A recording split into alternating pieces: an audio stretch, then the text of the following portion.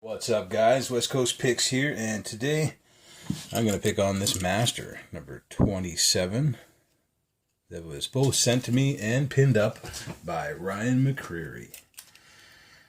This is I believe, 4-pin lock. Might be up to a 5-pin. I've had a couple of these before, but never a challenge lock. So this one looks like it's actually been cut and re-welded and finished to actually make this lock work again. And it does appear to work. So we have a mummy key, and the tag on it says, "Can't beat the Master," pinned by Ryan M. So I was looking at this thing, and it does not look like a standard M1 keyway. This actually looks like some kind of restricted keyway. It looks closer to the edge cylinder that I had around here somewhere. But anyway, I'm going to try picking this thing open. And since it's a tight little keyway, I'm going to use a little bit different tool. So I'm going to use top of the keyway, which is not different. What is different is this little thin profile short hook here. If you notice how thin that pick actually is, I'm going to try my hardest not to bend the crap out of this pick, but it's actually pretty good steel. It's the Starrett feeler gauge, so I've got a pretty good chance of it lasting a while. Anyway, I'm hoping I can work off this sideboarding, because there's no way I'm getting from the top to the bottom. So let's give this thing a shot.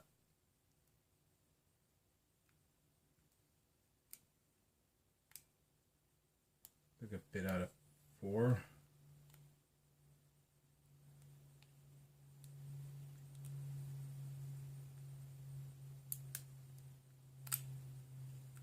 Clicks out of 2 or 1. Wasn't paying attention there.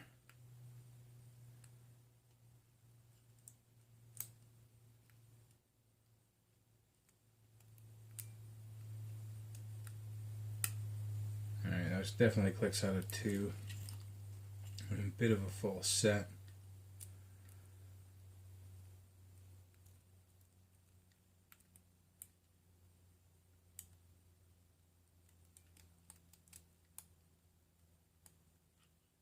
Clicks out of 4 or 5.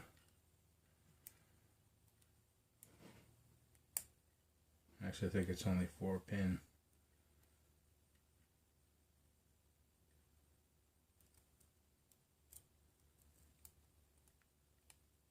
Oh, pretty good false set out of 4 there.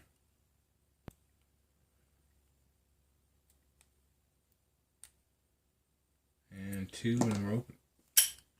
Alright, so that worked out pretty good. Let's take a look at, actually we'll take a look at the bitting here. Oh yeah, that's pretty crazy. It is a 5-pin. So let's, I guess that was 5 in the back that I was clicking. See what it takes to get rid of this puppy here. Of course. I usually am able to get this with a torque, so I'm going to try this T15.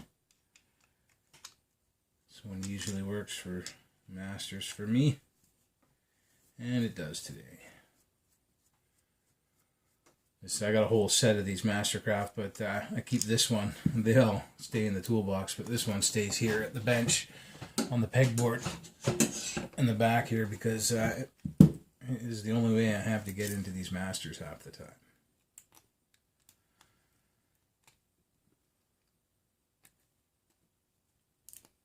Oh, come on. There we go.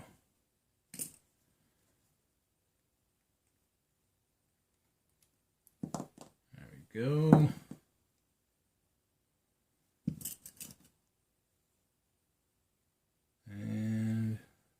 Do have a key. Well, let's pull out the pinning tray. Epic pinning tray of goodness. Oh, it's a crimped core. Which does not really surprise me. It is a master lock.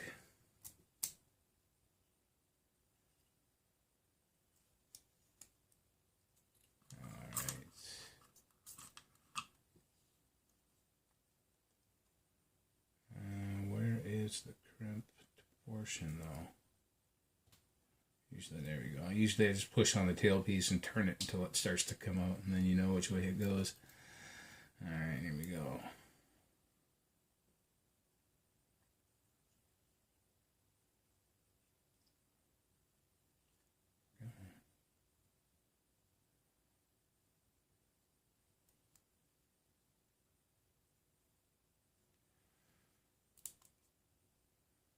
Alright. Well, I'm going to do this in reverse because you can't shim a crimped core usually. So we're just going to use the plug as a plug follower. And this is a spooled T-pin. We're going to reverse here, so we'll start on 5.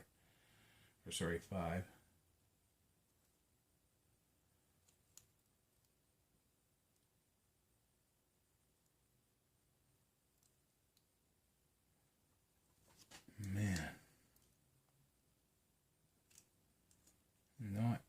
Not easy job getting these things sometimes, especially when they're crappy masters.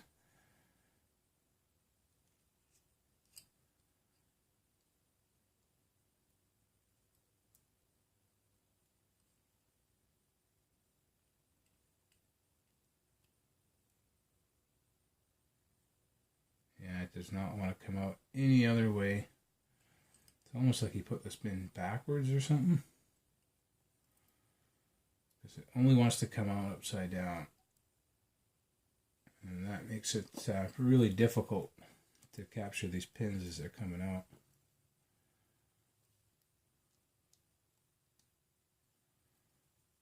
Alright.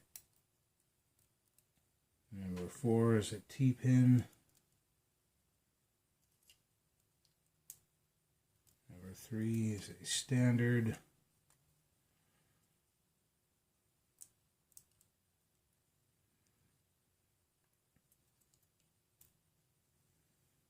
Number 2 is another spooled serrated T-pin. And number 1, whoa, almost lost it there, is a standard. Alright. Well, it's going to be fun to get back together, but I'm sure I can do it. Let's see what we got in the driver, in the key-pin section here.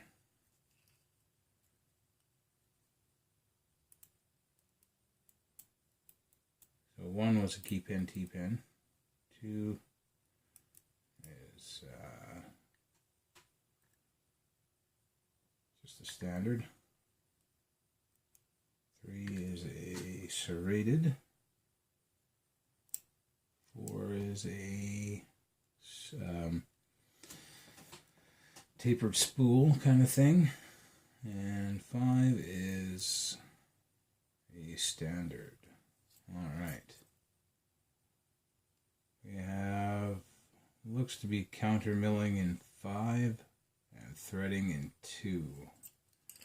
And the plug and the Bible has nothing done. Nope, sorry, threading in 2.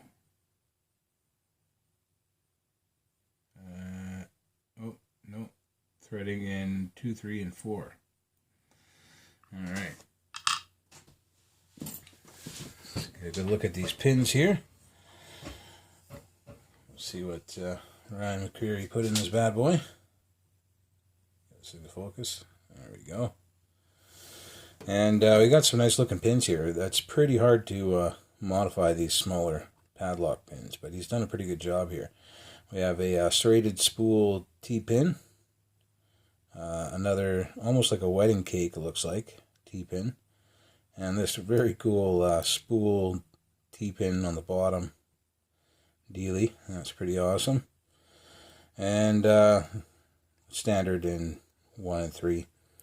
And on the key pins, we have a T-pin keypin in 1, standard, a serrated, looks like a tapered serrated, and then a tapered spool on 4. I'm going to flip around. Don't know how I got it to flip around so easy the first time. There we go, and a standard in 3. So that is what he put in this lock. This can't beat the master. We have threading in 2 and countermilling in 5. And like I said in the Bible, you can see, without pulling the springs out, you can see from the bottom of the plug there that he's threaded 2, 3, and 4. So, very cool lock. I'm going to try and get this thing back together now. It should be a lot of fun. Alright guys, thanks Ryan McCreary for this lock and all the other awesome locks that you sent. Working my way through them. I got buckets full of locks here, so everybody's taking their turn. Anyway guys, thanks again Ryan McCreary for all these awesome locks. Thanks everyone else for watching, and later guys.